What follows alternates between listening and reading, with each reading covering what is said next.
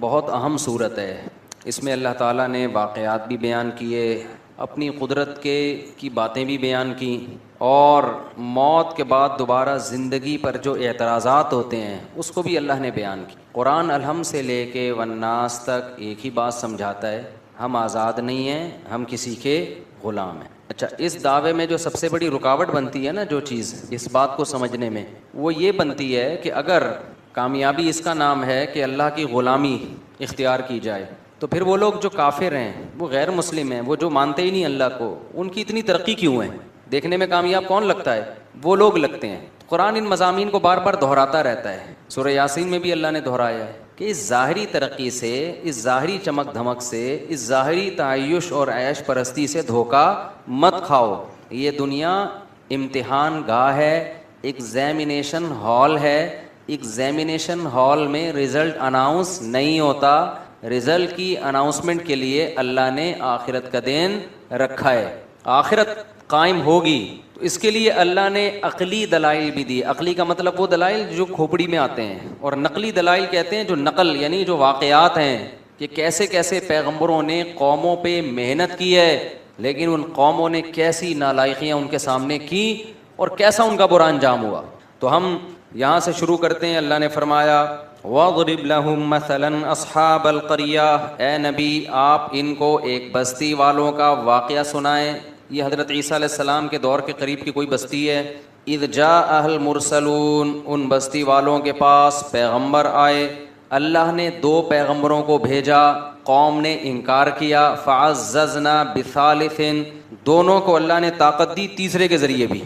3 پیغمبر ہو گئے. بنی اسرائیل میں نا ایک وقت میں کئی پیغمبر آئے ہیں, کئی پیغمبر آئے ہیں. فقالوا انا الیکم مرسلون, کہنے لگے ہمیں کس کی, تمہاری طرف. ان پیغمبروں نے ان کو کیا کہا؟ وہ جواب میں کہنے لگے ما انتم الا بشر مثلنا, تم تو ہماری طرح کے انسان ہو. میں بار بار کہتا ہوں, جتنے بھی اہل اللہ گزرے ہیں, جتنے بھی پیغمبر گزرے ہیں, جو سچی مچی کے اللہ والے تھے نا, سب کو یہی تانے دیے گئے کہ آپ ہماری طرح کے انسان, آپ کھاتے ہیں, آپ نارمل لائف گزارتے ہیں, آپ سوتے ہیں, صبح اٹھتے ہیں اور پراٹھے کھا رہے ہیں, ٹھیک ہے نا, انڈوں پہ مرغی کو بٹھا کیوں رہے ہیں, آپ سوئمنگ کیوں کر رہے ہیں. تو بار بار بزرگی کا یہ تصور کہ وہ عجیب سی مخلوق بن کے انسان گھومنا شروع کر دے, پتہ ہی نہیں چلے یہ مریخ سے آیا ہے یا اسی زمین کی پیداوار ہے.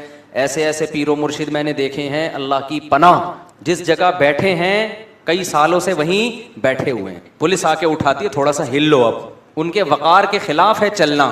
ایسے بیٹھے ہوئے ہیں بزرگ بن کے, شاید مر چکے ہوں, انتقال ہو گیا ہو, ویسے بیٹھے ہوئے ہوں. زمین کھانا شروع کر دیتی ہے, چپک گئے اندر, پولیس بھی نہیں اٹھا سکتی ان کو. تو بزرگ کا یہ مطلب ہرگز نہیں ہے. بزرگ کسے کہتے ہیں؟ الا ان اولیاء اللہ لا خوف علیہم ولا هم يحزنون الذین آمنوا وكانوا يتقون. عقیدہ صحیح کر لو اپنا اور کبیرہ گناہوں سے توبہ کر لو, بس بزرگ بن گئے, اور کچھ کرنے کی ضرورت نہیں ہے. باقی سارے جیسے نارمل رہتے ہیں, کاروبار کرتا ہے آدمی, صبح جاتا ہے دفتر سے, گھر آ کے بیوی سے پٹتا نہیں ہے, یعنی گھر آتا ہے, تھوڑا بہت بیگم سے اونچ نیچ بھی ہو جاتی ہے, کبھی محلے والوں سے, کبھی کرایہ نہیں دے رہا مالک مکان وہ کرایہ دار, تو کبھی اس سے اونچی آواز سے بات ہو گئی. تو یہ جو نارمل ہوتے ہیں نا, یہی بزرگ ہوتے ہیں. کوئی الگ سے کوئی بزرگ مخلوق, بزرگ کو کبھی کبھی غصہ بھی آتا ہے, جب اس کے ساتھ کوئی بدتمیزی کرے گا تو اس کو چپیٹ بھی دیتا ہے کبھی کبھار وہ بیٹھ کے. ایسا بزرگ نہیں ہوتا کہ اتنے پولائٹ اخلاق کہ ان کے ساتھ جو مرضی کر لو ان کو غصہ نہیں آ رہا. یوٹیوب پہ ویڈیوز آ جاتی ہیں نا, کوئی چیخ رہا ہے, ابے یہ دیکھو اخلاق پہ بیانات کرتے ہیں, ابھی کیا کر رہے ہیں, یہ چیخ رہے ہیں. بھائی غلط ہو رہا ہے تو چیخے گا نہیں تو کیا کرے گا وہ. ایسا تصور بنا لیا ہے نا کہ بالکل یہ بلٹ پروف قسم کا بزرگ ہے, جس پہ کسی کا اثر ہی نہیں ہوتا. بلٹ پروف ہوتی ہے نا گاڑیاں, بم کا اثر نہیں, تو ان پہ کسی کی زبان کا اثر ہی نہیں ہوگا, ان کو کبھی بھی غصہ نہیں آئے گا. ایسا بالکل بھی نہیں ہے. ہمارے جب نبی صلی اللہ علیہ وسلم کو بھی جب بہت زیادہ کوئی غلط بات ہوتی تھی, آپ کو غصہ بھی آتا تھا. ہاں, بار بار غصہ آنا ہر وقت ایسے جیسے توے پہ بیٹھا ہوا ہے, یہ ٹھیک نہیں. اچھا بھائی, تو انہوں نے کہا آپ تو ہماری طرح کے انسان ہیں. قالوا ربنا يعلم انا الیکم لمرسلون قالوا انا تطیرنا بکم. جب بھی پیغمبروں نے جا کے دعوت دی ہے نا, تو ہوا یہ کہ خوشحال قوموں میں پیغمبر گئے تو اللہ کی طرف سے ان قوموں پہ آزمائشیں آنا شروع ہوئیں, قحط سالی شروع ہو گئی کہ شاید اب یہ توجہ کریں اللہ کی طرف, ان کے مالوں کا نقصان ہونا شروع. تو انہوں نے یہ نقصان بھی پیغمبروں کے کھاتے میں ڈال دیا. معاذ اللہ, تمہاری نحوست ہے, معاذ اللہ, تم جب سے آئے ہو تو یہ معاملات ہو رہے. جیسے بہو جب نئی گھر میں آتی ہے اور اتفاق سے مالی اسباب کم ہو جائیں تو ساس کس پہ ڈال دیتی ہے؟ بہو کی نحوست. حالانکہ عین ممکن ہے بہو کے ساتھ ظلم کی نحوست ہو. کیا خیال ہے؟ ظلم ہو رہا ہو، اس کی وجہ سے اللہ نے مال میں برکت ختم. تو کسی کی وجہ سے کوئی نحوست نہیں ہوتی، حدیث میں صاف ہے لا طیرہ، کوئی نحوست نہیں ہے. نحوست صرف بدعمالیوں کی ہوتی ہے، اس کے علاوہ کسی چیز کی نحوست اسلام میں نہیں ہے. کوئی کالی بلی گزر گئی، کوئی کتا آ گیا، کوئی یہ ہو گیا، یہ کوئی نحوست وحوست نہیں ہوتی. نحوستیں ہوتی ہیں تو کس چیز کی؟ بولو نا، بدعملی کی. بہو آنے سے اگر ظلم رزق گیا ہے تو اس کا مطلب اس کے ساتھ کوئی زیادتی ہو رہی ہے. بہو کے ساتھ ساس کے جاتے ہی ایک دم رزق کے دروازے کھل گئے تو ساس پہ نہ ڈالو کہ اس کی وجہ سے نہیں کھل رہے تھے، یہ گئی ہے تو کھل گئے دروازے. نہ نہ بھائی، کوئی نیکی آپ نے کرنا شروع کر دی ہوگی، سمجھتے ہو، تو نہ ساس پہ ڈالو نہ بہو پہ ڈالو. یہ آج کل بہت ہو رہا ہے کہ اس کے آتے ہی یہ ہو گیا. بھائی وہ ویسے ہی ہو گیا تھا، اتفاق سے وہ اسی ٹائم پہ آ گئی. اب مجھے ایک بات بتاؤ، میں کسی کے گھر جاؤں، میں ایک جگہ کسی کے، زیادہ نہیں بتا، بہت لمبا بات ہو جائے، ہم کسی کے گھر گئے اور اتفاق سے وہاں کسی کو اللہ نہ کرے اللہ نے کہا کرنٹ لگ گیا. بولے یار مفتی صاحب جب آئے تھے تو کرنٹ لگا ہے، اس سے پہلے آج تک ہمارے گھر میں کسی کو کرنٹ نہیں لگا. یہ بلی ڈالنی تھی کہ الیکٹرک والوں پر، ڈالنی تھی. الیکٹریشین جو گھر میں تاریں صحیح جوڑ کے نہیں گیا اس پہ ڈالنی تھی. ماں باپ جنہوں نے بچوں کی کیئر نہیں کی ان پہ ڈالنی تھی. ڈال کس پہ دی؟ یہ مفتی صاحب آئے تھے اسی دن کرنٹ لگایا. او بھائی یہ اتفاق ہوتے ہیں، اس میں کسی پہ آپ بلی نہیں ڈال سکتے. حرام ہے، گناہ کبیرہ ہے، بدگمانی ہے، جائز نہیں ہے. چلو آگے. تو وہ کہنے لگے کہ آپ کی بدشگونی ہے، جب سے آپ لوگ آئے ہیں نا یہ کبھی قحط ہو رہا ہے، کبھی مال میں نقصان. حالانکہ اللہ ان کو متوجہ کر رہا ہے کہ ان کی بات مانو، لیکن انہوں نے کس پہ ڈال دی ہے؟ پیغمبروں پہ. ان کی وجہ سے ایسا ہو رہا ہے. تو کہنے لگے، پیغمبر نے فرمایا تمہاری نحوست تمہارے ساتھ ہے، یہ تمہاری بدعمالیوں کی نحوست ہے. وجاء من اقصى المدینة رجل یسعى. قوم کو وہ تینوں پیغمبر سمجھا رہے ہیں، قوم کی سمجھ میں نہیں آ رہا. اب یہ کون سا علاقہ تھا؟ تاریخ خاموش ہے. بہت سے حضرات نے کہا انطاکیہ نہیں ہے ترکی کا، جہاں بھی زلزلہ آیا ہوا ہے، اس جگہ کا واقعہ ہے. اور ایک قبر بھی تھی وہاں پہ. میں جب چند سال پہلے گیا تھا تو وہ اس شخص کی قبر بتائی جاتی ہے، من اقصى المدینة رجل یسعى. قرآن کہتا ہے شہر کے کنارے سے ایک شخص دوڑتا ہوا آیا. تو وہ جو دوڑتا ہوا شخص آیا نا اس کی قبر بھی وہاں پر ہے. اب حقیقت ہے یا نہیں ہے، لیکن مشہور ہے کہ یہ اسی کی قبر ہے. مگر زلزلے میں وہ سب مٹی ہو گئے، وہ ساری تاریخی چیزیں ختم ہو گئی ہیں زلزلہ بھی جو انطاکیہ میں آیا. تو قرآن کہتا ہے کہ شہر کے کنارے سے ایک شخص دوڑتا ہوا آیا. قال یا قوم اتبعوا المرسلین. کہنے لگا اے میری قوم یہ پیغمبر ہیں، ان کو فالو کرو، ان کا انکار مت کرو. کیسا جذبہ تھا اس میں.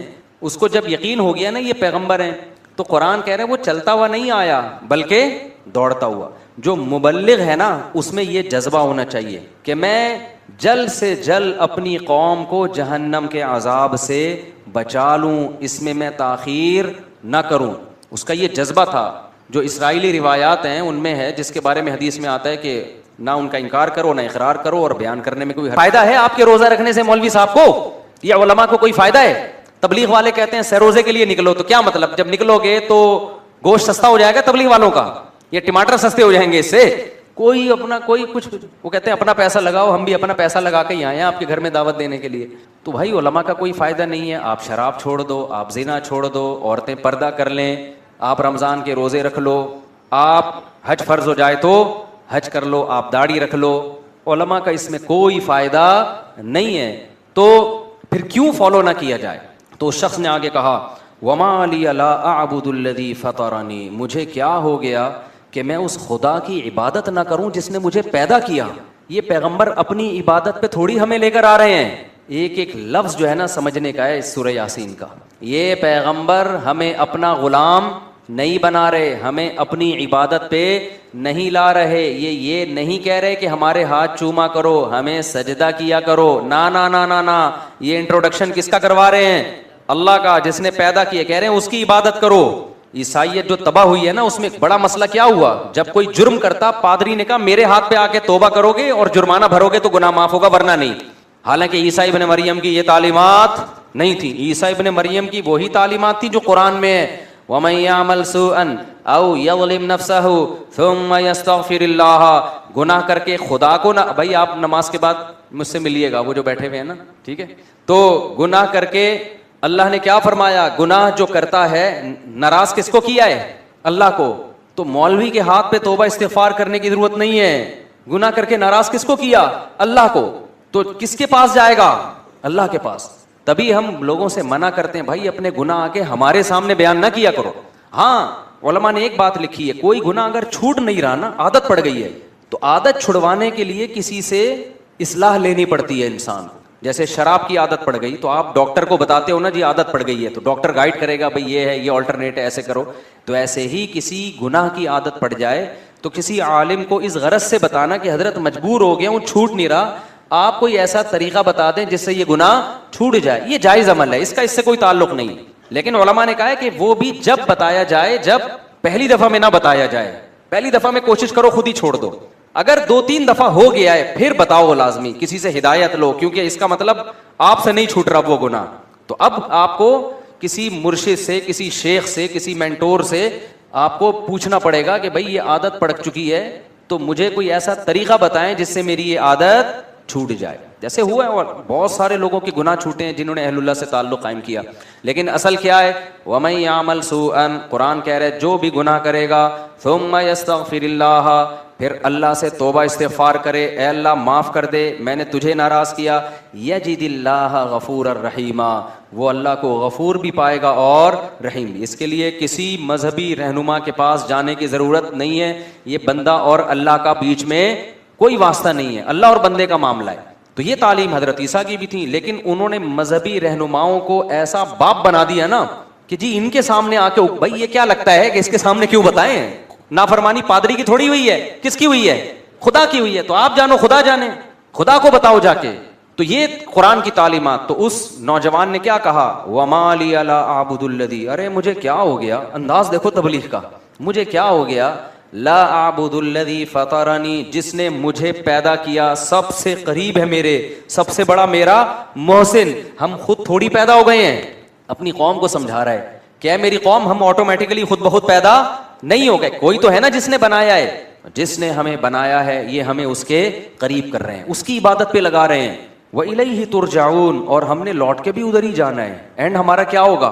یا تو اس دنیا میں ہمیشہ کے لیے آئے ہوتے، کبھی مرنا ہی نہ ہوتا، پھر جو مرضی کرتے. جانا بھی اینڈ میں کدھر ہے؟ خدا کو منہ دکھانا ہے. تو بچ کے جا کہاں سکتے ہیں؟ تو کتنی معقول بات کر رہے ہیں یہ پیغمبر. اس میں کون سی ایسی بات ہے جس کو غلط کہا جائے؟ دیکھو اس قوم کی کھوپڑی میں یہ باتیں نہیں آ رہی تھیں، آپ لوگ کی کھوپڑی میں تو آ رہی ہیں نا. کیا خیال ہے؟ تو پھر کر لو نا عمل میرے بھائی، برائی چھوڑ دو، توبہ کر لو اللہ سے. سارے لڑکیوں کے نمبر اپنے موبائل سے بلاک کر دو. وہ نہیں کریں گے، وہ نہیں کرے گا بھائی. تو ایسا دین اللہ کو کیا کرنا ہے بھائی، جب تم اپنی ساری خواہشات افطاری میں آ کے بیٹھ جاتے ہو پکوڑے کھانے کے لیے. تو پورے دین کو فالو کرنا پڑے گا. تو نکال دو اپنے موبائل سے، بلاک کر دو سب. صرف نکاح کا راستہ ہے آپ کے لیے، نکاح کے علاوہ کوئی اور راستہ اللہ نے حلال نہیں کیا، اس کا عذاب ہے، حساب دینا پڑے گا. یہ بھنگی اور چماروں کا کام ہے گرل فرینڈ رکھنا. جو پیغمبر اور پیغمبروں کے طریقے کو فالو کرتے ہیں وہ بھنگیوں اور چماروں والے کام نہیں رکھتے. گدھے گھوڑوں کا کام ہے فزیکل ریلیشن. انسان، پیغمبروں کا جو راستہ ہے وہ انسانوں کا راستہ ہے، وہ صرف فزیکل ریلیشن نہیں ہے، وہ اصل میں ریلیشن ہے جس کے بعد بہت سارے حقوق ایک دوسرے کے متبادل ہو جاتے ہیں. سمجھتے ہو کہ نہیں سمجھتے؟ آگے چلتے ہم. انی آمنت بربکم فاسمعون. تو اس شخص نے کہا کہ اے میری قوم، میں اس خدا پر، شروع میں اس نے اپنے ایمان کو ظاہر نہیں کیا، اپنے ایمان کو چھپا کے نا اپنی قوم کو دعوت دی کہ بھئی ایسے کو ہم کیوں نہ مانیں. اس کے بعد جب قوم نے نہیں مانا تو اس نے صاف اعلان کر دیا انی آمنت بربکم، دیکھو میں تمہارے رب پر ایمان لے آیا. اپنا رب نہیں کہہ رہا. کیا مطلب؟ تم بھی لے کر آؤ نا، وہ صرف میرا تھوڑی ہے، وہ تمہارا بھی ہے. فاسمعون، لہذا تم سن لو. قوم نے قتل کر دیا اس کو. ایسے موقع پہ کسی غیر مسلم کے لیے ایمان چھپانا جائز ہے جب اسے قتل کا خطرہ ہو.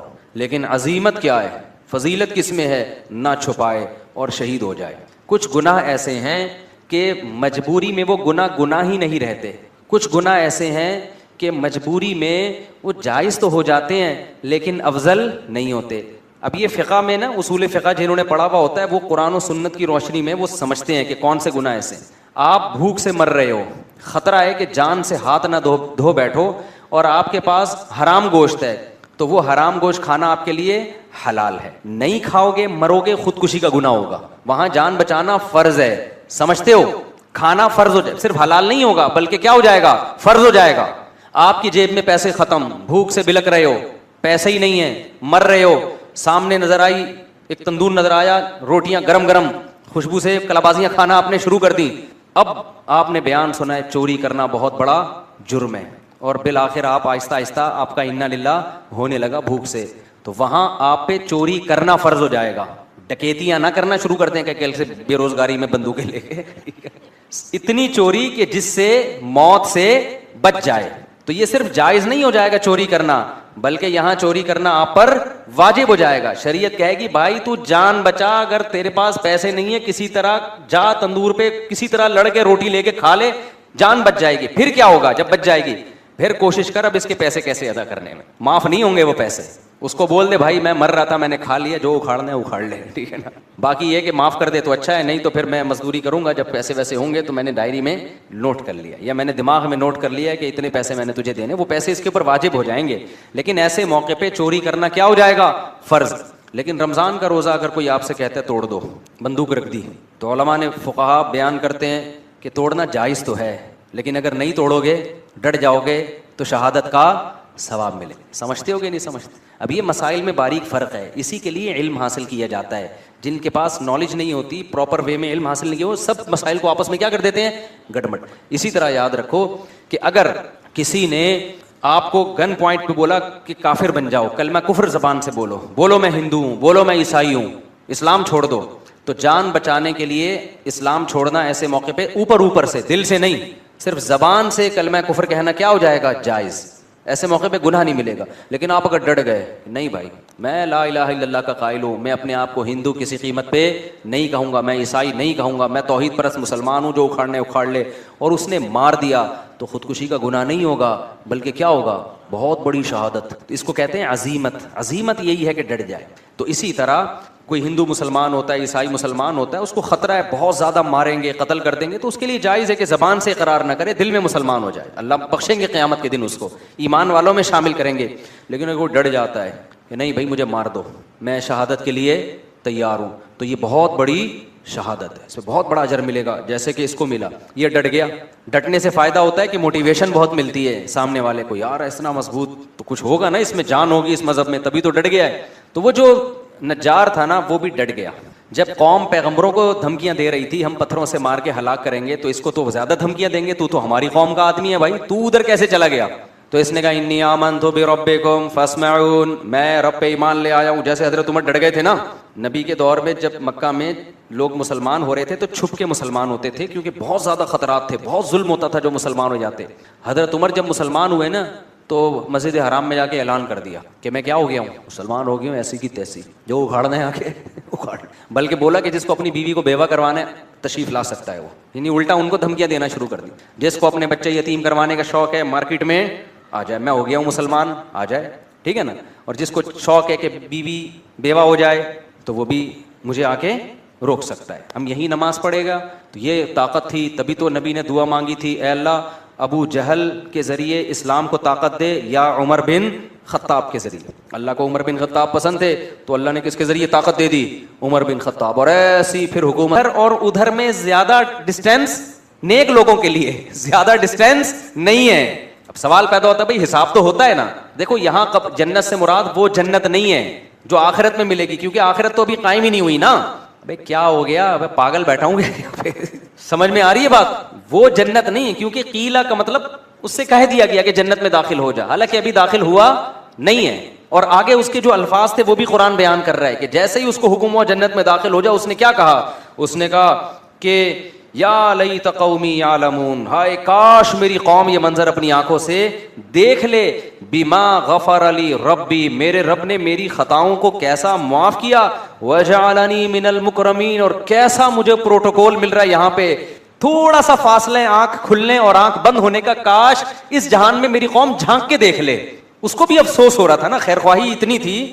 دیکھو قوم نے قتل بھی کر دیا نا, تو بھی یہ نہیں کہہ رہا قتل ہونے کے بعد اللہ کرے یہ بھی مریں, بلکہ کہہ رہے ان بے وقوفوں کو کتنی بڑی خیر سے محروم ہو رہے ہیں.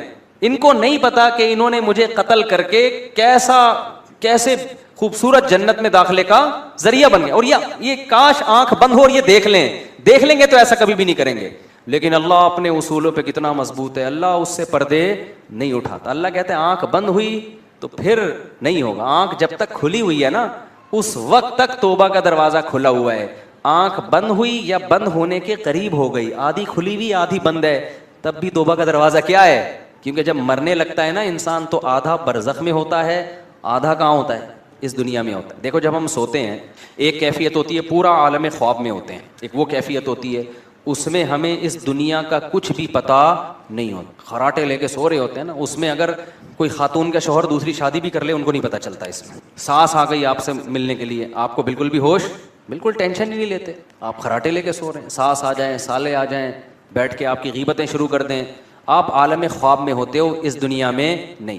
ایک یہ ہوتا ہے کہ پورے اس دنیا میں ہوتے ہو, پورے جاگ رہے ہوتے, کوئی غنودگی نہیں, کوئی دائیں بائیں گر نہیں رہے, وہاں کا کچھ نہیں پتا ہوتا عالم خواب کا, ایسا ہی ہے نا. لیکن ایک بیچ کی کیفیت ہوتی ہے, ابھی سونے کے قریب جا رہا ہے, کچھ یہاں سے بھی کنیکشن ہے اور کچھ خواب سے بھی ہوتا ہے نا. بیچ کی حالت میں پتہ ہی نہیں چل رہا ہوتا کم بخت جاگ رہا ہے کہ سو رہا ہے, آدھی آدھی باتیں ادھر کی کر رہا ہوتا ہے. یہ بیچ کی کیفیت ہے. بالکل موت کے وقت بھی یہی بیچ کی ایک کیفیت آتی ہے, تھوڑی دیر کے لیے میت پر. جب ہم دنیا سے جاتے ہیں نا, ایک کیفیت ہوتی ہے پورے یہاں پر ہوتے ہیں اس جہان میں, وہاں سے ابھی کنیکشن بحال بولو نہیں. ایسی کنڈیشن میں توبہ قبول ہوگی, اللہ مہلت دیتا ہے, اب توبہ کر لے, اے اللہ جو کچھ ہوا معاف کر دے, اگر مجھے زندگی ملی آئندہ میں ان گناہوں کے قریب نہیں جاؤں گا, معاف کرے گا اللہ. لیکن بدبخت لوگ توبہ کرتے نہیں ہیں. کیوں؟ اللہ کے وعدوں پہ ان کو یقین ہی نہیں. کتنے کافر ہیں, مرتے ہوئے ان سے کہا گیا اب تو مسلمان ہو جاؤ, انہوں نے کہا نہیں بھائی. نبی کے چچا تھے نا, ان سے کہا گیا کہ اب اسلام قبول کر لیں, انہوں نے کہا نہیں.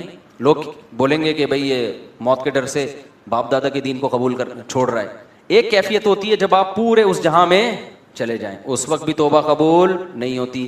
ایک بیچ کی کیفیت ہوتی کہ آدھے یہاں ہیں اور آدھے عالم برزخ کے حالات نظر آنا شروع, اس وقت بھی توبہ قبول نہیں ہوتی. اس کو کہتے ہیں غرغرے کی کیفیت. حدیث میں آتا ہے ان اللہ یقبل توبۃ عبدہ ما لم یغرغر, اللہ اس وقت تک بندے کی توبہ قبول کرتا ہے جب تک وہ غرغرے کی کیفیت میں نہیں ہوتا. فرعون جب ڈوبنے لگا نا, غرغرے کی کیفیت میں آیا ہے, پھر توبہ قبول نہیں ہوئی ہے. تو اب یہ قرآن نے بیچ کا حصہ کیوں حذف کر دیا؟ یہ بتانے کے لیے کہ ادھر اس کی روح نکلی ہے اور ادھر اللہ نے اس کو برزخ کی جو جنت ہے, اصل جنت تو آخرت میں ہے, لیکن قبر ہی کو اور جو عالم برزخ ہے اسی کو اللہ تعالیٰ عزت کی جگہ بنا دیتے ہیں. اس آیت سے عذاب قبر اور ثواب قبر بھی ثابت ہوتا ہے. بہت سے لوگ کہتے ہیں موت کے بعد کچھ بھی نہیں ہے, وہ تو آخرت میں ہی ہوگا. نا نا نا نا نا, نیک لوگوں کا اکرام موت کے فوراً بعد شروع ہو جاتا ہے. اور ایسا معلوم ہوتا ہے کہ اس کی کو جو اللہ نے عزت دی وہ قبر میں جانے سے پہلے دی ہے, ورنہ تو قبر میں فرشتے آتے ہیں نا, سوال پوچھتے ہیں, تو اس کو اللہ نے, یا ہو سکتا ہے یہ ہر شہید کے ساتھ ہو, احادیث سے پتہ چلتا ہے کہ ہر شہید کے ساتھ ایسا ہوتا ہے کہ قبر میں جانے کا انتظار نہیں کیا جاتا اس کے لیے. ادھر شہید کے خون کا قطرہ زمین پہ گرا, ادھر اس کی روح نکلی اور ادھر اس کا اعزاز و اکرام شروع ہو جاتا ہے. اور عام نیک لوگوں کے بارے میں بھی ہے کہ ٹھیک ہے حساب و کتاب تو قبر میں ہوگا, لیکن اللہ کو چونکہ پتہ ہے کہ یہ نیک بندہ ہے, تو جو موت کے وقت فرشتے آتے ہیں نا اس کی روح قبض کرنے کے لیے, وہ فرشتے ہی بڑے مبارک فرشتے ہوتے ہیں. اور اس وقت انسان کو اندازہ ہو جاتا ہے کہ میرا ٹھکانہ جنت ہے یا جہنم. سورہ واقعہ میں بھی اللہ نے اس مضمون کو بیان کیا, سورہ نازعات میں بھی. جو روح قبض کرنے کے لیے فرشتے آتے ہیں نا, اگر وہ اکرام والے فرشتے ہیں تو سمجھ جاؤ کہ کہاں جا رہا ہے یہ اچھا ٹھکانہ. اور اگر وہ فرشتے ہی ایک جلاد بن کے آئے ہیں, ان کی شکلیں خوفناک ہیں, تو یہ خود اس کی علامت ہوتی ہے کہ اس کا ٹھکانہ اچھا نہیں ہے. تو قرآن کہتا ہے قال یا لیت قومی یعلمون, وہ شخص کہنے لگا ہائے کاش میری قوم کو پتہ چل جائے. ادھر توجہ رکھیں, ہائے کاش میری قوم کو پتہ چل جائے. بما غفر لی ربی وجعلنی من المکرمین, کہ میرے رب نے میری خطاؤں کو بھی معاف کر دیا اور مجھے کیسا عزت دار لوگوں میں شامل. کیا مطلب؟ یہاں آ کے ایک پورا ایک لوگ ہیں, روحیں ہیں جو سب مکرمین میں ہیں, جتنے اچھے لوگ, اللہ نے مجھے بھی انہی میں کر دیا ہے. تو وہ ترس کھا رہا ہے, اور قوم کیا سمجھ رہی ہے, ہم نے کیا کر دیا, بندہ مار دیا. آپ نے مار کے اس پر ظلم نہیں کیا, کس پہ ظلم کیا ہے, اپنی جان پہ ظلم کیا ہے آپ نے. تو قرآن کہتا ہے وما انزلنا على قومه من بعده من جند من السماء وما كنا منزلين. جب اس کو شہید کیا نا قوم نے, تو اللہ کہتے ہیں ہم نے اس قوم پر تباہ کرنے کے لیے آسمان سے کوئی بڑے بڑے لشکر نہیں بھیجے, نہ ہمارا لشکروں کو بھیجنے کا ارادہ تھا. ان کانت الا صیحۃ واحدہ, فرشتے نے ایک زوردار چیخ ماری ہے. فاذا هم خامدون, اچانک وہ بجھ گئے. بجھتا کون ہے, انسان بجھتا ہے یا آگ بجھتی ہے؟ بولو آگ, انسان تو نہیں بجھتے. ان کے لیے تو یہ لفظ ہونا چاہیے تھا کہ سارے مر گئے, لیکن اللہ کیا کہہ رہا ہے, اچانک سارے بجھ گئے. یہ بلاغت ہے. آگ پہلے بڑے شعلے مار رہی ہوتی ہے, ایسا لگتا ہے کہ تباہ کر دے گی سب کو. پانی ڈالو تو ایسی غائب ہوتی ہے جیسے اس کا نام و نشان تھا ہی نہیں. تو یہ بڑی طاقتور قوم تھے, بڑی باتیں کرتے تھے, ہم یہ ہیں, ہمارا یہ بزنس, ہماری یہ ترقی, ہماری یہ بلڈنگیں, ہمارے یہ جائیدادیں, ہمارا یہ کلچر, اور بڑی بڑی باتیں کی. اور اللہ نے ایک آواز دی ہے ایسے جیسے آگ کے اوپر آپ نے کیا کر دیا, پانی, اور سارے غائب ہو گئے, سارے مر گئے, سب طاقت اور قوت کیا ہو گئی, ختم. بھائی اوپر جو ہے نا بچے بہت زیادہ شور مچا رہے ہیں. جن خواتین کے بچے ہیں وہ اپنے بچوں کو کنٹرول کریں. بہت زیادہ چھوٹے بچوں کو تو مسجد میں لے کے ہی نہ آئیں. بہت زیادہ تراویح میں بہت شور شرابے کی آوازیں آ رہی ہوتی ہیں, تو کنٹرول کریں ان کو. اگر ہمارے گھر کے بچے ہیں تو بھی ان کو کان پکڑ کے گھر بھیج دیں. بعض دفعہ وہ مولوی صاحب کے اکرام میں کہ جی مولوی صاحب کا بچہ ہے تو پتہ نہیں وہ اس کو کچھ کہہ ہی نہیں سکتے, تو ایسا کچھ بھی نہیں ہے. کسی کا بھی بچہ ہو شرارت کر رہا ہے تو اس کو کان سے پکڑ کے تمیز سے گھر کی طرف رخصت کر دیں اس کو. اچھا بھائی, وما انزلنا ان کانت اللہ صیحۃ واحدۃ. آگے اللہ کہتے ہیں یا حسرۃ علی العباد, اللہ کہتے ہیں مجھے بندوں پر افسوس ہے. یعنی اللہ کو بھی عذاب دے کے خوشی نہیں ہوئی ہے, اچھا نہیں لگا کہ میں نے سب کو مار دیا. اللہ کہتے ہیں مجھے کیا ہے, افسوس ہے بندوں پر.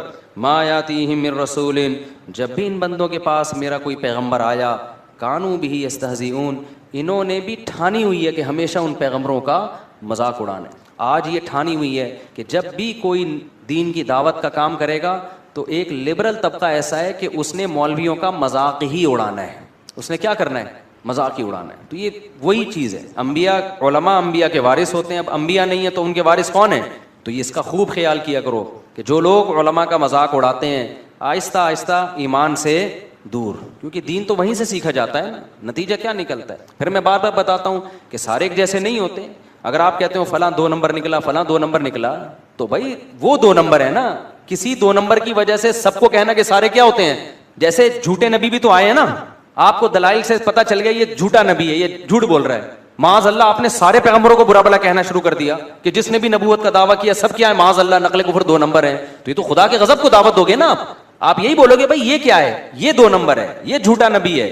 تو اسی طرح کوئی جتنے بھی علماء دنیا میں پائے جاتے ہیں, کہیں آپ نے 2 نمبر مولوی دیکھ لیے تو اب یہ کہنا کہ مولوی کیا ہوتے ہیں 2 نمبر, یہ بڑا خطرناک جملہ ہے, بڑا خطرناک جملہ ہے. تو کیونکہ علماء انبیاء کے وارث ہوتے ہیں. آگے اللہ تعالیٰ فرماتے ہیں وآیۃ لہم الارض المیتہ, اللہ فرماتے ہیں کہ پیغمبروں کو ہم جب بھیجتے ہیں تم پیغمبروں کا مذاق اڑاتے ہو, حالانکہ ہمیں اپنی توحید, اپنی قدرت, اپنے وجود کو ثابت کرنے کے لیے پیغمبر کو بھیجنے کی ضرورت نہیں ہے. اسی زمین میں اتنی نشانیاں ہیں جنہیں دیکھ کے تمہیں خدا کے وجود پر یقین آ جانا چاہیے. وہ 1-2 آیتیں پڑھ کے بس بیان ختم کرتا ہوں. وہ کہتے ہیں, اللہ تعالیٰ کہتے ہیں اس زمین کو دیکھو, یہ مردہ پڑی ہوتی ہے, کوئی کھیتی نہیں ہے اس میں, گوبر مٹی پانی یہی ہوتا ہے نا. اس وقت سائنسدان کیوں نہیں بولتے اس میں خربوزے اگیں گے, اس میں تربوز اگیں گے, اس میں, وہ تو اپنی آنکھوں سے دیکھ رہے ہیں تو کہہ رہے ہیں نا. اب تو دیکھ لیا نا کہ بھئی آم کے بیج سے کیا پیدا ہوتا ہے, آم. دیکھا نہ ہوتا نا پھر سائنسدانوں کے حوالے یہ چیزیں کرتے, کہتے بھائی یہ کچھ بھی نہیں ہوگا, کچھ بھی نہیں ہوگا یہ. لیکن اللہ کہتے ہیں احییناہا, ہم اس زمین کو زندہ کر دیتے ہیں. تم اس میں ایک بیج ڈالتے ہو, اس بیج سے تناور درخت, اس درخت میں پھر گزرے گا. تو یہ اس قسم کی ایکٹیویٹیز کرنی چاہیے. اور دوسری بات نبی صلی اللہ علیہ وسلم نے فرمایا بورک لامتی فی بکورہا, اللہ تعالیٰ نے میری امت کے کاموں میں برکت رکھی ہے صبح کے وقتوں میں. تو جتنے بھی کام جو صبح کے وقت میں کیے جائیں اس میں اللہ نے برکت بہت رکھی. تو اس میں ایکسرسائز بھی کی جا سکتی ہے, اس میں پڑھا بھی جا سکتا ہے, کاروبار بھی کیا جا سکتا ہے. لوگ کہتے ہیں ہم اس وقت کاروبار کیسے کریں, دکانیں بند ہوتی ہیں. تو بھائی کاروبار کی پلاننگ کر رہے ہیں اس وقت بیٹھ کے آپ, ٹھیک ہے, دکان نہ کھولیں, کوئی ہے ہی نہیں کسٹمر. آپ کراچی میں تو آپ صبح اگر بیٹھیں گے دکان کھول کے بندہ بھی نہیں ملے گا. لیکن ہمارے ایک دوست نے ایسا کیا, دوست تو نہیں جاننے والے تھے, انہوں نے کیا کیا, انہوں نے کہا کہ میں فجر کے بعد دکان کھولوں گا. تو اعلان کر دیا کہ جو کسٹمر فجر کے بعد آئے گا خصوصی ڈسکاؤنٹ ہوگا ان کے ساتھ. تو اس میں لوگ اس بہانے جلدی جلدی جانے لگے. تو وہ ان کا اتنا رش ہو گیا کہ ان کا اس طرح سے کاروبار میں جو نقصان ہو سکتا تھا اس کی تلافی اس طرح سے ہو گئی. تو بہت سارے طریقے, انسان جب کھوپڑی استعمال کرتا ہے تو طریقے سامنے آتے ہیں. اور کھوپڑی استعمال بھی فجر کے بعد بہت اچھے طریقے سے ہو جاتی ہے. بلکہ سردیوں میں تو فجر سے پہلے آپ کو کھوپڑی استعمال کرنا شروع کر دینی چاہیے, کیونکہ سردیوں میں راتیں بہت لمبی ہوتی ہیں. تو یہ وقت جو ہے نا انسان کا دماغ بہت فریش ہوتا ہے اور اس وقت بہت اچھا سوچ سکتا ہے, پلاننگ بہت اچھی کر سکتا ہے. تو یہ کام فجر کے بعد یا فجر سے پہلے یا فجر کے بعد یہ کام کرنے چاہیے. سورہ یاسین قرآن پاک کا دل کیوں, سورہ یاسین کو قرآن پاک کا دل کیوں کہا جاتا ہے, اس کی کیا وجہ ہے؟ شمائلہ سبی سے شمائلہ صاحبہ نے پوچھا ہے. جی یہ بھی پوچھا تھا بیچاری خاتون نے, رمضان سے 2 مہینے پہلے پوچھا ہوگا, جواب اب مل رہا ہے ان کو. جی سورہ یاسین کو قرآن پاک کا دل کہا گیا ہے، جس حدیث میں ترمذی کی حدیث ہے، امام ترمذی نے اس حدیث میں لکھا ہے کہ یہ حدیث غریب ہے، لیکن دیگر جو محققین ہیں انہوں نے اس حدیث کو بالکل ضعیف قرار دیا ہے، اور بعض نے تو بالکل موضوع قرار دیا۔ تو موضوع قرار دینے والی بات تو تھوڑی مبالغہ لگتی ہے، لیکن ضعیف بہرحال یہ حدیث ہے جس میں آتا ہے کہ سورہ یاسین قرآن کا دل ہے، اور ضعیف بھی بہت زیادہ ضعیف حدیث ہے۔ تو اب جب کوئی کسی چیز کی فضیلت میں ضعیف حدیث ہوگی تو پھر اس میں علماء کی دو رائے ہیں۔ بعض علماء کہتے ہیں کہ اس سے کوئی شرعی مسئلہ تو ثابت ہو نہیں رہا، لہذا اس حدیث کو بیان کرنے میں کوئی حرج نہیں ہے، فضائل میں ضعیف حدیث بیان کی جا سکتی ہے۔ اور بعض علماء کا موقف ہے کہ نہیں بھائی، فضائل کے باب میں بھی احتیاط کرتے ہیں کہ جی حدیث صحیح ہی ہونی چاہیے۔ تو اس میں ہمارے ہاں نا غلو بہت ہے۔ بعض لوگ کیا کہتے ہیں، کسی نے سورہ یاسین کی فضیلت میں ضعیف حدیث سنا دی تو بعض لوگ ان کے خلاف کلپ بنا کے ڈال دیتے ہیں، یہ دیکھو ان کو تو پتہ ہی نہیں حدیث ضعیف ہے اور نبی پر بہتان باندھ رہے ہیں، اور دیکھو ان کے پاس علم نہیں ہے۔ تو یہ بھی جہالت کی بات ہے، ضعیف حدیث اور موضوع میں فرق ہوتا ہے۔ تو اور بعض کیا کرتے ہیں، ان کا معیار ایسا ہوتا ہے، اتنا گر جاتا ہے کہ ان کو صحیح حدیث سے پتہ نہیں کچھ چڑ سی ہو جاتی ہے، وہ کبھی کسی موضوع پر التزام ہی نہیں کرتے کہ ہم صحیح حدیث پیش کر دیں لوگوں کے سامنے۔ اس بارے میں صحیح حدیث بھی ہوتی ہیں اس موضوع سے متعلق۔ تو اس لیے اعتدال کی رائے یہی ہے کہ آپ کا جو موقف ہے آپ وہ بیان کر دیں اور دوسرے پہ طنز نہ کریں آپ۔ تو ہماری رائے یہی ہے کہ جب ہمارے پاس صحیح احادیث سے اتنی چیزوں کی فضیلتیں ثابت ہیں تو ہمیں ضعیف کی طرف جانے کی ضرورت نہیں ہے۔ تو میرا تو طریقہ یہی رہا ہے کہ بھئی جب سورہ یاسین کے بارے میں جو یہ حدیث ہے کہ قرآن پاک کا دل ہے، یہ صحیح حدیث نہیں ہے، تو میرا موقف یہی ہے کہ اس میں احتیاط کی جائے، نہ بیان کی جائے وہ حدیث۔ لیکن اگر کوئی عالم یہ حدیث بیان کرتے ہیں ممبر پہ سورہ یاسین کی فضیلت میں تو ان پہ طنز نہیں کیا جا سکتا، کیونکہ کوئی شرعی مسئلہ نہیں بیان کیا جا رہا، کیونکہ سورہ یاسین کا مضمون بہرحال اتنا جاندار، اتنا شاندار ہے کہ اس ضعیف روایت کی تائید اس سے بہرحال ہوتی ہے کہ اس کے مضمون کو جب آپ دیکھتے ہیں تو لگتا ہے کہ یہ واقعی قرآن پاک کا دل ہے۔ اولم یر الانسان انا خلقناہ من نطفۃ فاذا هو خصیم مبین۔ نبی کے پاس ایک شخص جو ہے نا قبر کی بوسیدہ ہڈی لے کر آیا اور کہنے لگا اس میں جان کون ڈالے گا؟ سورہ یاسین میں اللہ نے آخری رکوع نازل کیا کہ یہ انسان جو آپ کے پاس ہڈی لے کر آیا ہے یہ دیکھتا نہیں ہے ہم نے اس کو منی کے قطرے سے بنایا، اور آج یہ ہم پہ اعتراض کر رہا ہے کہ اس بوسیدہ ہڈی میں کون جان ڈالے گا؟ قل یحییھا الذی انشأھا اول مرہ۔ آپ اس سے کہتے ہیں وہی جس نے اس ہڈی کو پہلی دفعہ بنایا نا، اسی ہڈی سے پوچھیے، بتائے گی جس نے مجھے پہلی دفعہ بنایا ہے وہ مجھے دوبارہ بھی بنا سکتا ہے۔ تو ایسے جاندار مضامین ہیں سورہ یاسین کے، تو اس لحاظ سے اس کو دل کہہ دینے میں کوئی حرج نہیں ہے۔ لیکن بہرحال اس بارے میں جو روایت ہے وہ کافی ضعیف روایت ہے۔ تو ہمارا طرز یہ ہے کہ جو صحیح احادیث ہیں، جیسے عبداللہ ابن عباس رضی اللہ عنہ سے ایک اثر منقول ہے سورہ یاسین کی فضیلت میں، صبح و شام پڑھنا چاہیے سورہ یاسین کو، تو ایسے صحیح روایات کا اگر ہم التزام کریں تو یہ زیادہ بہتر ہے۔ پھر کبھی انشاءاللہ میں سورہ یاسین کی کوئی فضیلت اگر صحیح حدیث میں وارد ہوئی تھا تو نبی صلی اللہ علیہ وسلم نے فرمایا تعالینا امتعکن واسرحکن سراحا جمیلا، میں تمہیں رخصت کر دیتا ہوں، کسی مالداروں سے شادی کر لو۔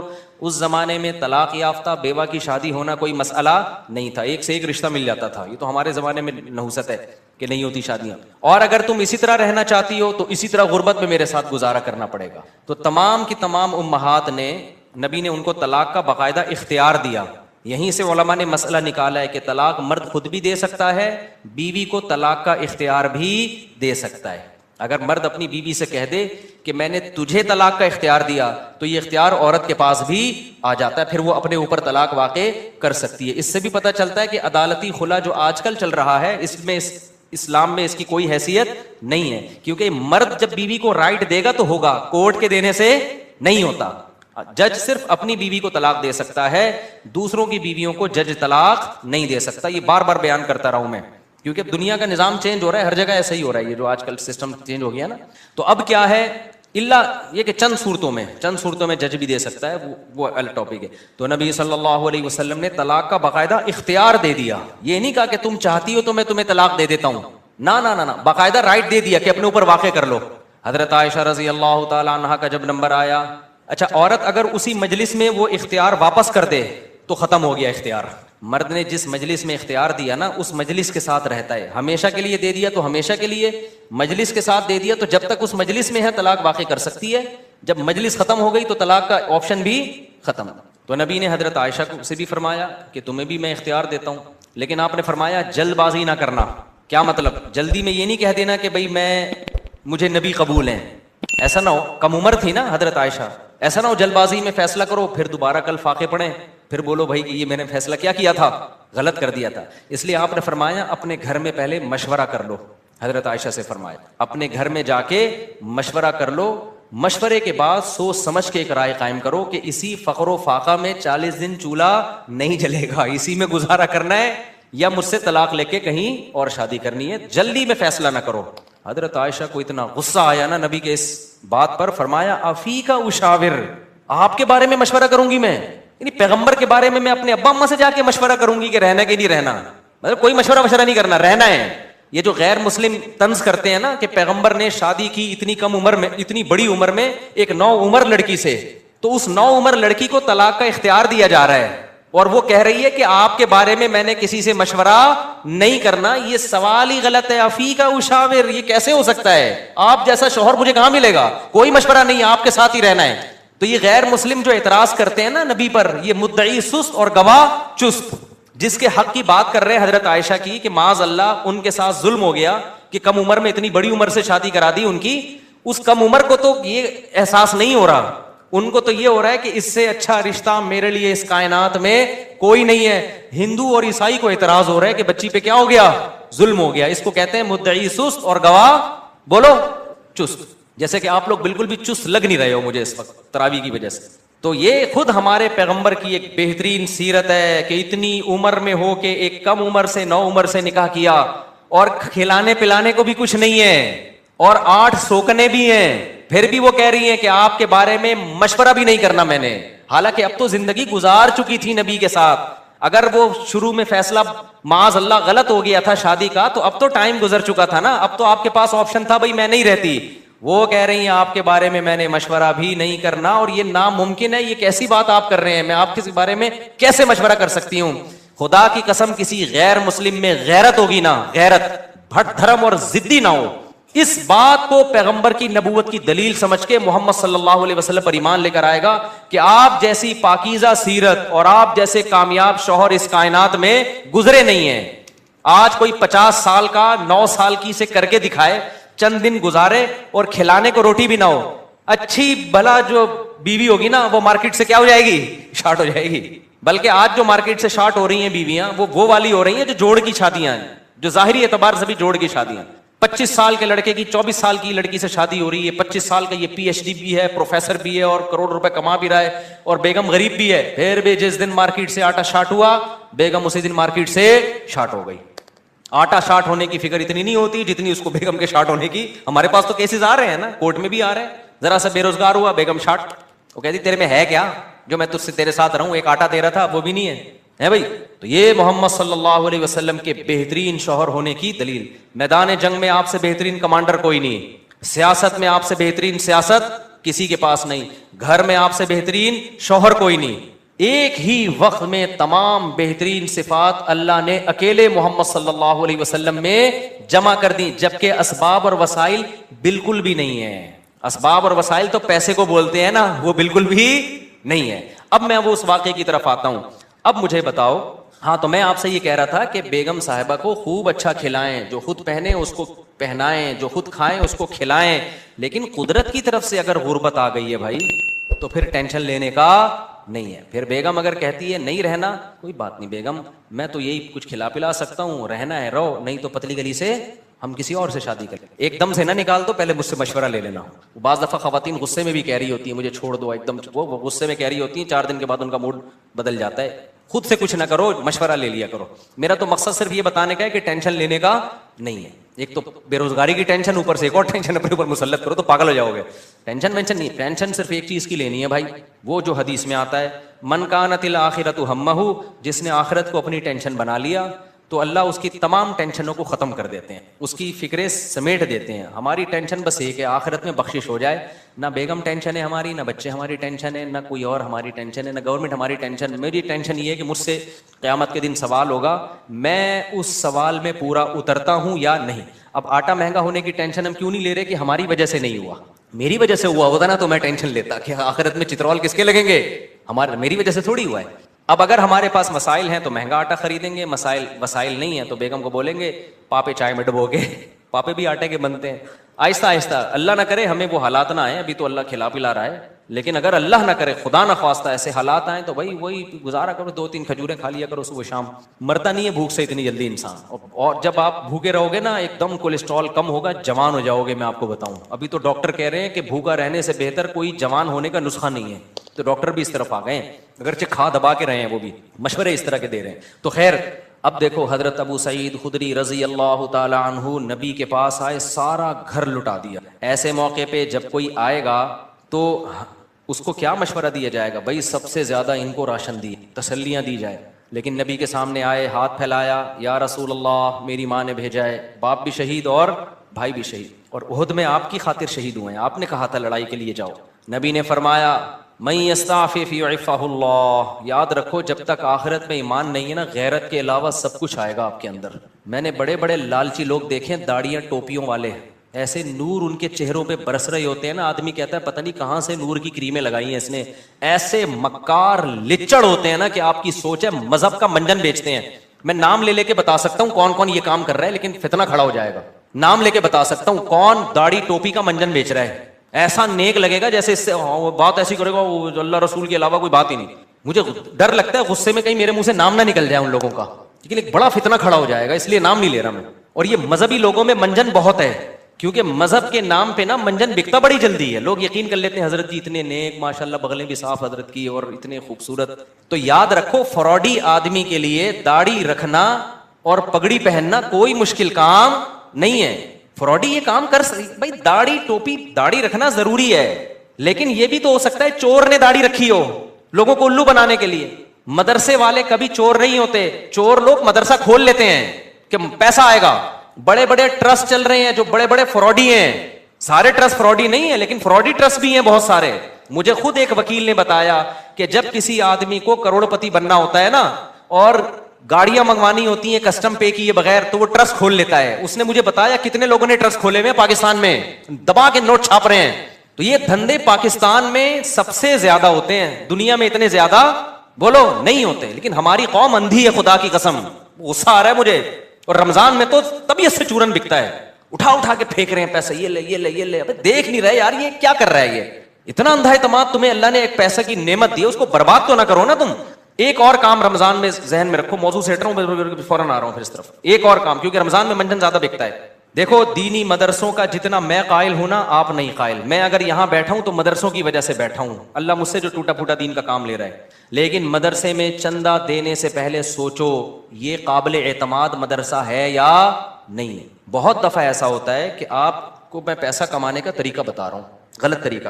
آپ اگر بے روزگار ہے نا, پاکستان میں بے روزگاری ایک بہت بڑا مسئلہ ہے, لیکن یہ مسئلہ میں آپ کا 2 منٹ میں کیا کر رہا ہوں, ختم کر. جہنم میں تو جاؤ گے لیکن مسئلہ بے روزگاری کا ختم ہو جائے گا. آپ نے کیا کرنا ہے, آپ نے ایک زمین خریدیں, وہ بھی چندے کے پیسوں سے, ٹھیک ہے نا, کہ بتائیں میں ایک مدرسہ کھولنا چاہتا ہوں. اس سے پہلے آپ کو داڑھی رکھیں, آپ داڑھی, کیونکہ لوگ پھر اس پہ زیادہ اعتماد ہے, اور پگڑی باندھیں. مولانا طارق جمیل صاحب کے ساتھ 6 سیلفیاں, مفتی طارق مسعود صاحب کے ساتھ 7 سیلفیاں. مفتی صاحب کے پاؤں دبائیں, میرے پاؤں دبائیں, سر میں مالش کر کے چپکے سے ویڈیو بنائیں کہ دیکھو میں مفتی صاحب کی خدمت کر رہا ہوں, میں گلے مل رہا ہوں, ویڈیو بنائیں. مولانا طارق جمیل صاحب کو ہدیہ دیتے ہوئے ویڈیو بنائیں, ٹھیک ہے. ایک بیان ان سے اپنے حق میں کروا لیں کہ بہت اچھا ہے. آدمی بیان تو کر ہی دیتا ہے نا, میرے پاس بھی کوئی آئے گا اچھا ہی لگ رہا ہے بھائی, اچھا ہے ماشاءاللہ. چند چیزیں اس طرح, ڈاکٹر ذاکر نائک سے ملاقات ہو جائے تو سبحان اللہ, ایک آدھ سیلفی وہاں سے لے لی آپ نے.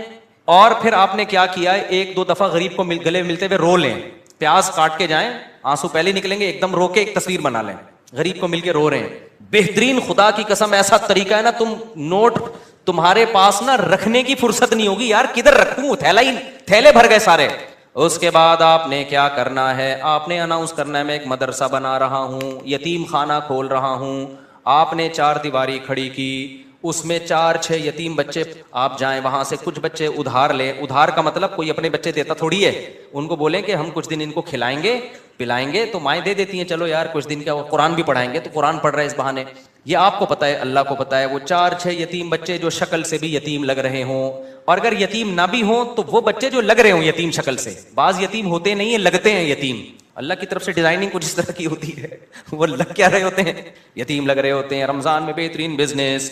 تو آپ نے وہ 4 دیواری میں 8, 10, 15, 20 جتنے ہو سکے ایک بھی لے آؤ گے نا تو دھندا تو چلنا شروع ہو جائے گا. وہ یتیم بچے لا کے ڈال دیے. پھر اس کے بعد آپ اپنی 2-4 نمازوں کی تصویریں دعا مانگتے ہوئے ٹھیک ہے نا. اور پھر آج کل خلافتیں بھی مل جاتی ہیں, ایک آدھ بزرگ کے تھوڑا سا کچھ, آپ جو 2 نمبر قسم کے بزرگ ہوتے ہیں, ہدیے ودیے دیے اور تھوڑا سا خلافت لے لی وہاں سے. اس کے بعد پھر میرے بھائی اب جو آپ کے پاس پیسہ آئے گا نا, آپ آگے آگے اور پیسہ آپ کے پیچھے پیچھے. لوگ کہیں گے یار یہ میری طرف سے بکرا, 10 20 لوگ بکرے لا رہے ہوں گے, 9 بکرے آپ کے گھر میں, ایک بکرا کاٹ کے بچوں کو کھلا دو. لوگ سمجھ رہے ہوں گے دیکھو بکرا کھلا رہا ہے نا, یہ لوگ یہ تھوڑی دے رہے ہوں گے کم بخت کھلا کتنا رہا ہے, اور 9 تو گھر میں پہنچائے ہیں اس نے. اور وہ قصائیوں سے ان کے رابطے ہیں, وہ بک رہے ہیں مارکیٹ میں, گاڑیاں بڑی بڑی لینڈ کروزر جیسی گاڑی